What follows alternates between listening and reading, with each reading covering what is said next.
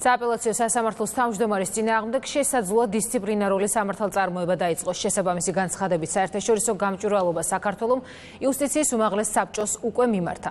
რა კითხვები აქვთ მესამე სექტორს ვალერიან ცერცვაძესთან, ნახოთ სიუჟეტი.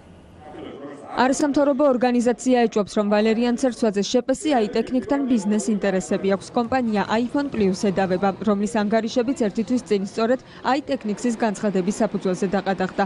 დოკუმენტებით ირკვევა, რომ აიტექნიქსის დამფუძნებლები მოსამართლის მამა და ცოლის ძმა არიან. მესამე სექტორი ფიქრობს, რომ სამართლებრივი დავა შესაძლოა არაობიექტურად დასრულდეს სასამართლოს თავმჯდომარის ინტერესებიდან გამომდინარე. ამავე კომპანიას დღეს აქვს, ასე ვთქვათ, სასამართლო დავა და არის პრეტენზიები, რომ ამ დავაშიც, ასე ვთქვათ, საპილოტო სასამართლოს თავმჯდომარე ახდენს გავლენას.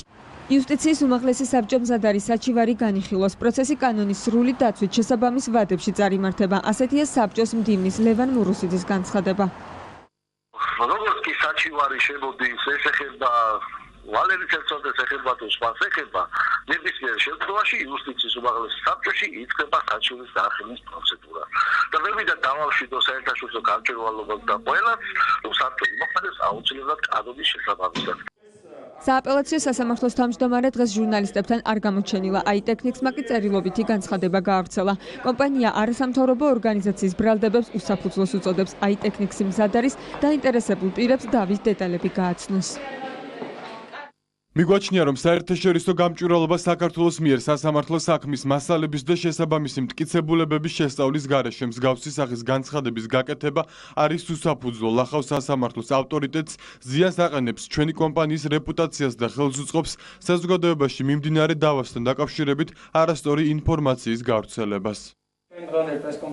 კონტრბრალდებები აქვს iPhone Plus. კომპანიაში შიშობენ, რომ სასამართლოს თავმჯდომარის ბიზნეს ინტერესებთან შესაძლოა ფინანსური პრობლემები შეუქმნათ. საქართველოში არ იმყოფება iPhone Plus-ის დამფუძნებელი, რომელიც ამბობს, რომ ქვეყნის დატოვება პირადი უსაფრთხოების გამო მოუხდა.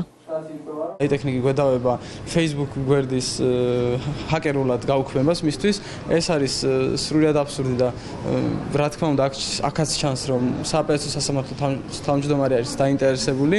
სამართლებრივი დავის პარალელურად საქმიანობას ორივე კომპანია აგრძელებს. როდის დაიწყება საერთაშორისო გამჭვირვალობის საჩივრის განხილვა ჯერ უცნობია.